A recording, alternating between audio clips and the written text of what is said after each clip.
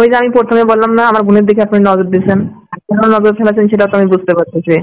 কারণ কথাটা আপনার মুখ দিয়ে আমি সরাসরি প্রকাশ হয়ে গেল। আপনি আমার বোনকে চাচ্ছেন। কিসের বিনিময়ে তোমার বোনকে আমাকে দিবা?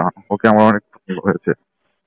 এটা কখনো সম্ভব না। আমি যে বিষয়ে কথা বলছি, আপনি এই কারণে অনেকগুলো টাকা আপনার কাছ থেকে নিয়েছেন, আমার কাছ থেকে অনেক টাকা নিয়ে খাইছেন।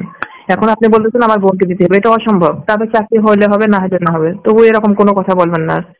স্যার, আমার বোন তো ইজ্জত বিক্রি করতে যাইব না ওখানে, ঠিক আছে? যে চাকরির আগে আপনার সাথে হচ্ছে টাইম পাস করবো, তারপরে আপনি তাকে চাকরি দিবেন, এরকম কল্পনা কখনোই করবেন না। এটা ভুল ধারণা আপনার। আপনি তো মামুন স্যার না? হ্যাঁ হ্যাঁ। আপনার কণ্ঠটা চেঞ্জ লাগছে, ভয় পাইছি তো, ভাবছি অন্য কেউ নাকি ফোনটা ধরলো। না না, বলো কি খবর কি তোমার? অবস্থা? তুমি কোথায়, ডিউটিতে? হ্যাঁ, আমি ডিউটিতে আছি। আপনি কোথায়? ও, আমি অফিসে আছি। তো আপনাকে একটা কথা বলছিলাম, ওই বিষয়টা কি মাথায় রাখছেন? কোন বিষয়ের কথা বলতেছো? বিষয় তো একটাই, এই বিষয় নিয়ে তো অনেক পিছে আপনার ঘোরাঘুরি করলাম, কিন্তু কোনো কাজ হচ্ছে না। তো যে আমার বোনের চাকরির বিষয়ে বলছিলাম যে স্যার। ও, ওই যে তোমার বোনকে যে নিয়ে আসছিল। হ্যাঁ, আপনি দেখলেন তো, সবকিছু বললেন যে হ্যাঁ ওকে হয়ে যাবে, সমস্যা নেই। হম, ঠিক আছে। তোমার বোনকে তো আমি দেখছি, তোমার বোন তো মাশাআল্লাহ অনেক সুন্দর, সবকিছুই ভালো, বডি ফিগার ভালো আছে, চাকরি হয়ে যাবে, নিয়োগ হলেই চাকরি হয়ে যাবে। আমি তো সুন্দর চেহারা আপনাকে দেখতে বলি নাই স্যার, আমি তো চাকরির ব্যবস্থা করতে বলছি আপনাকে। উম না, ওরকম মেয়ের যদি চাকরি না হয় তাহলে কার হবে বলো? চাকরি তা হয়ে আপনি যাবে। তো অনলাইনে ডেট দিলেন, তো কই কোনো বিষয় তো আমি এখন পর্যন্ত কোনো শিওর পাইলাম না। তুমি তো পুলিশে চাকরি করো, তা না? পুলিশের চাকরির একটা কন্ডিশন আছে, এই কন্ডিশনের মধ্যে দিয়ে তো হতে হয়, তো মাথায় রাখতে হবে না? স্যার, আপনি বললেন তার বডি ফিগার ভালো আছে, চেহারা সুন্দর আছে, টাকা পয়সা বেশি লাগবে না, তার উপর যা প্রয়োজন না তার চেয়ে একটু বেশি টাকা আমি আপনাকে দিয়েছি। এই আপনি শুধু আমাকে ডেট দিচ্ছেন, কিন্তু কোনো কাজ তো হচ্ছে না। কেন এরকম করতেছেন কেন স্যার? উম, টাকা পয়সা দিয়েছে, ওইগুলো তো রয়েছে, টাকা পয়সা রয়েছে, তো ওগুলো তো টাকা পয়সা মনে করো যে যে জায়গায় দেওয়ার কথা সেই জায়গায় দেওয়া আছে, তুমি টেনশন করো না, চাকরি হয়ে যাবে। কিন্তু নিয়োগ ছিল, দেখেন নিয়োগ, ওই ডেটটা অনেক দিন হয়ে গেল, শেষ হয়ে গেছে। তারপরেও আপনি যত টাকা চাইছেন আমি তত টাকা দিয়েছি, একবার নয় কয়েকবার টাকা দিয়েছি। তারপর আপনি এদিকে কোনো খেয়াল রাখতেছেন না কেন? এরকম করতেছেন কেন? এত ঘুরাচ্ছেন কেন আমাকে?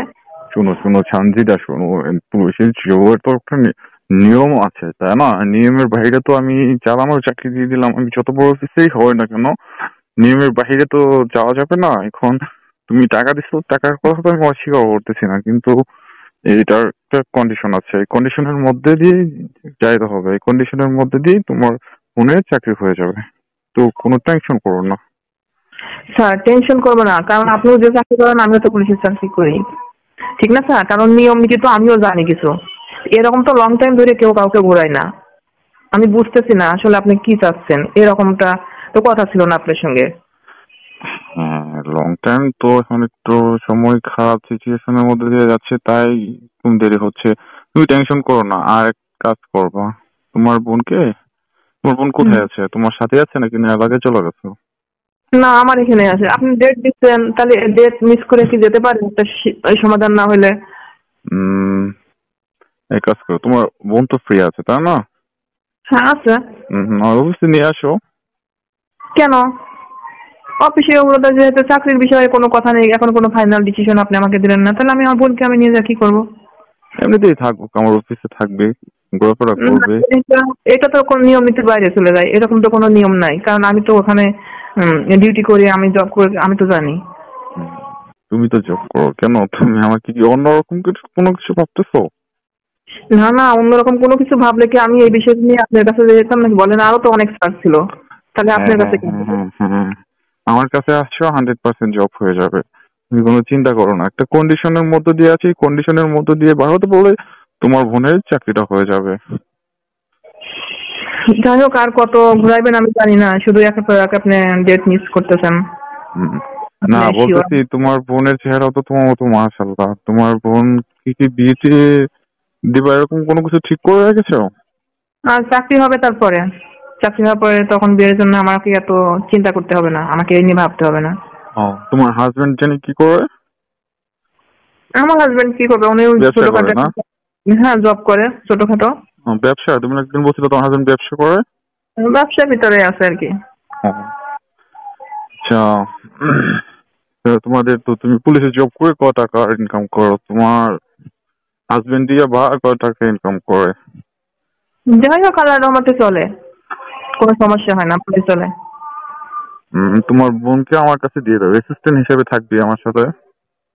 কেন? এমনিতে পার্সোনাল অ্যাসিস্ট্যান্ট হিসেবে থাকবে। না, আমি যে বিষয়টা নিয়ে কথা বলছি ওই বিষয়টা আপনি সাকসেস করেন। এখন আমার বোনটা কোথায় জব থাকবে না হওয়ার থাকবে, আগে যে কয়দিন সময় থাকে অ্যাসিস্ট্যান্ট হিসেবে থাকবে, 12 টাকা অ্যামাউন্ট দিব, সমস্যা কি? আপনি ওই ধান্দাবাজ বাদ দেন। আপনি অনেক কিছু আমাকে লোক দেখাচ্ছেন, অনেক কথা বলছেন, কিন্তু আপনি লাস্ট পর্যন্ত আবার আপনি আমার বোনের পিছিয়ে লাগতে চাচ্ছেন, তাই না স্যার? এসব কোনো কথায় কাজ হবে না। না এই না, সমস্ত তোমার বোনের আশা পিছে তো, করেন না কেন? তোমার বোনের পিছে লাগবো কেন? এই যে আমি একটা কথা বললাম যে তোমার বোন অনেক সুন্দর, তাই এই জন্য। হ্যাঁ, আপনি নিজে থেকে তো এটা বলছেন। তাহলে তুমি ওরকম কেন ভাবতেছো? তুমি একটু ভাবনা চিন্তা ঠিক করে তুমি কাজ করো। সমস্যা নেই, আমার অফিসে আসুক, দেখো পুলিশের নিয়ম নীতি কিরকম, তারপর যখন নিয়োগ হবে তখন তো হয়ে যাবে। স্যার, আমি তো সবকিছু জানি নাকি? আমি তো সবকিছু জানার পরেই তো আপনার সঙ্গে বলছি। আমার বোন এখন আপনার ওখানে যাওয়ার কোনো প্রশ্নই আসে না। ওইখানে যাওয়ার কোনো প্রশ্নই আসে না। একটা জিনিস আপনি ভাবে দেখেন, আমি আপনার অনেক কথা শুনছি, অনেক কিছু আপনি আমাকে বলছেন, প্রয়োজনে অনেক কিছু আপনার কথা আমি শুনছি। শোনো সঞ্জিতা, তোমাকে খোলাখুলি একটা কথা বলি। বলেন। খোলাখুলি কথা বলতে গেলে কি, তোমাদের সংসার তো তেমন ভালো চলে না, টানাটানি সংসার। একটা তোমার বোনকে যদি শুনে জন্য আমার এখানে থাকে, তাহলে মোটা অঙ্কের টাকা তোমার বোনকে আমি দিতে পারবো। ওই যে আমি প্রথমে বললাম না, আমার বোনের দিকে আপনি নজর দিয়েছেন, কেন নজর ফেলেছেন সেটা তো আমি বুঝতে পারতেছি। তার কারণ কথাটা আপনার মুখ দিয়ে আমি সরাসরি প্রকাশ হয়ে গেল, আপনি আমার বোনকে চাচ্ছেন, কিন্তু হ্যাঁ এটা হ্যাঁ সম্ভব না।